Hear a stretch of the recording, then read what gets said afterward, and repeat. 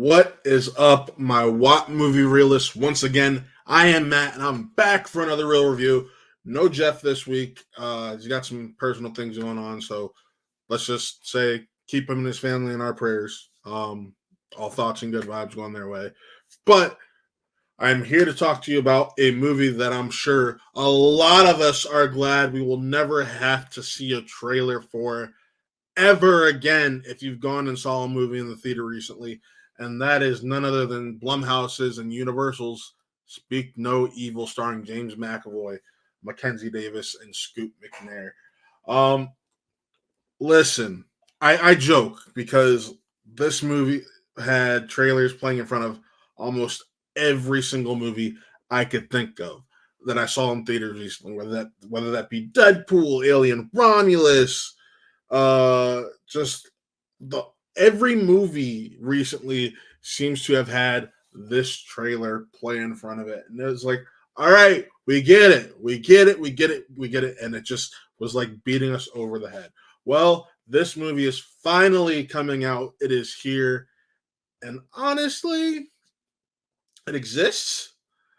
Listen, I've made it clear before, horror is not my go-to when it comes to the genres of films that there are, but I still enjoy it to a certain point of, and I was really just curious going into this what I was going to get. Now, it's by no means a bad movie, but it's not great. It's not memorable. It's just very meh, and I I think that's the worst thing a movie can be, because if it's bad, you remember it. If it's great, you remember it. If it's meh, it exists. Some people are gonna like it, some aren't, and you're probably gonna forget about it if you feel that it's meh. And that's honestly what I have to say about this film, because outside of some great performances from James McAvoy and Mackenzie Davis and Scoot McNairy and Ansling Franciosi, who I know I just massacred her name, so I'm sorry about that. I didn't really find myself gravitating to this film all that much. I mean, the premise is interesting. I know it's a remake of a Danish film, um, but I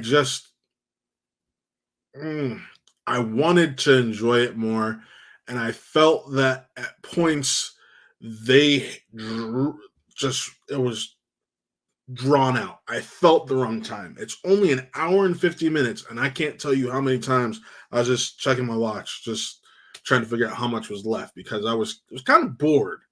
Um, I also just didn't have the kind of fun you normally expect to have when you see a horror movie. Like Get Out, perfect example. Horror psychological thriller, similar vein to this.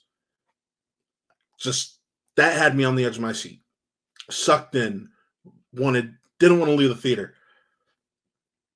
That this similar type of premise to a certain degree of the luring someone in and gonna kidnap them or do bad shit to them just didn't hit as hard with me. And I was talking to my buddy Featured Film, so you can go check out his YouTube channel, um, about it, and we have differing views. But to me, over the last 2 years ish, 2.5 years, Blumhouse hasn't really put out anything noteworthy to me personally. The last thing that they did that was great to me was Black Phone, but like, you had Five Nights at Freddy's, you had Swim or Night Swim, you had Exorcist Believer, now you have Speak No Evil, and it's Blumhouse. This has not been a great run for the Blumhouse Universal relationship.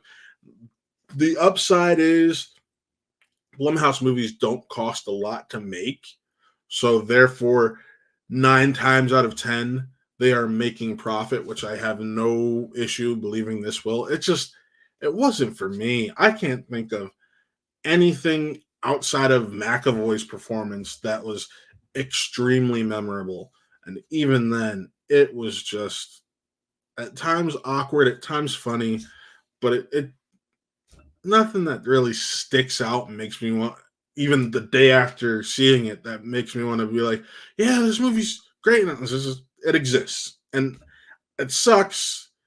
Um, beautiful, beautiful scenery, beautiful scenery. But it's a movie. Like some, I know some of you are gonna love it. I know Blumhouse has their staunch defenders, and I, for a while there, had been one of them, especially for their Universal releases.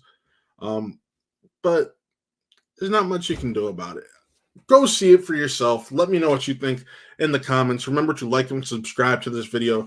But if I'm going to give it a ranking before I forget, it's going to be a 2.5 out of 5. It's fine. Nothing memorable. Nothing really sticks out. Like I said, feels a little bit drawn out. It does feel like it takes a little too much time getting to where it needs to get for the story to be fun and just entertaining. And then when it does get there, it's not enough, and it just becomes kind of a mess. So 2.5 out of 5 is my final rating. If you guys see this, what did you guys think? Let me know in the comments. But also, keep in mind, we do a lot over here at Watt Real Entertainment, including having a sister channel, Watt Gaming. You can go check out Watt Gaming now over on YouTube. That is Watt Gaming. And also be sure to check out our Twitch, which is twitch.tv/WattRealEnt, like it's spelled right up here in this top corner. That's where all of the live streams for our gaming are. And you can go check those the after streams. Just like if you missed a live stream, go check it out the Watt Gaming channel. But also, if you haven't already, be sure to check out our review of Beetlejuice that just dropped last week, and also our unboxing video for the Captain America Battle Damaged Shield, the D23 exclusive limited edition shield. I got my hands on that, and I did an unboxing video, so check that out. But also, in 2 days, be sure to check out the review for Transformers 1. I got to see this already. I have thoughts. Come back and check those out if you're interested. But yeah, with that, folks, signing off. I'm Matt. This was another Real Review, and we'll see you next time.